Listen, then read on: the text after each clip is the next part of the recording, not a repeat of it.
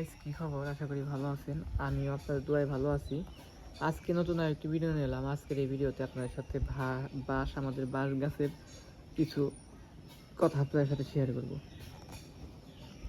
তো সম্পূর্ণ ভিডিওটা আপনারা দেখতে থাকুন। সম্পূর্ণ ভিডিওটা আমি আপনাদের ভাই বন্ধু শিশির। তো এই বাঁশ গাছ কিন্তু অনেক বড় গাছ। দেখেন, এটা কিন্তু অনেক নিচা জায়গা, মানে এই জায়গা হচ্ছে শুধু বাঁশের ঝাড়। তো এই বাঁশ ঝাড়টা হচ্ছে আইসে ওই জায়গা থেকে কতই না গাছছে। আর বাঁশঝাড়ের নতুন একটা ভিডিও নিয়ে এলাম। আর এটা কিন্তু মূলত ছিল ওই সাইড দিয়ে। এই জায়গায় হচ্ছে বৃষ্টিতে ঝড়িতে হেলে গেছে, তার জন্য হচ্ছে এই জায়গায় পড়ছে, বুঝছেন। এই বাঁশঝাড়টা মূলত একটা বাঁশের, দেখেন একটা বাঁশের কতগুলা পাতা।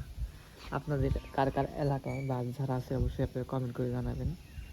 তার কারণ হচ্ছে আমাদের এলাকায় অনেক বাঁশঝাড় মোটামুটি আছে, খারাপ না। আর এই বাঁশঝাড়টা কিন্তু আমাদের। আর এই বাঁশ কেটে কী কী হয়, এই বাঁশ দিয়ে অনেক ধরনের জিনিসপাতি হয়। সর্বপ্রথম যদি আপনারা বলি, যে বাঁশ দিয়ে মূলত চেয়ার, আলমারি, শোকেস এগুলো বানানো হয়। আবার ঘরের খুঁটা দেওয়া হয়। এরপরে বিভিন্ন যেমন আপনার বিভিন্ন জিনিস আচারি বানানো হয়, যেমন কুড়াল।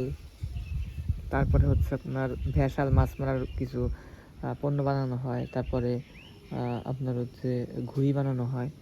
আরও বিভিন্ন বিভিন্ন ধরনের জিনিস ইত্যাদি বানানো হয়। নদীতে পানি করছে টলমলো, আমাদের এলাকাও কিন্তু করছে কলমলো। দেখেন বন্ধুরা, দেখেন আমরা এসেছি ভাতঝাড়ে। তো যাই হোক প্রিয় বন্ধুরা, আজকে ভিডিওটা বেশি বড় করবো না। আজকের ভিডিওটা এই পর্যন্তই। আপনারা সকলে ভালো থাকবেন এবং নতুন নতুন ভিডিও পেতে চ্যানেলটিকে সাবস্ক্রাইব করে দেবেন।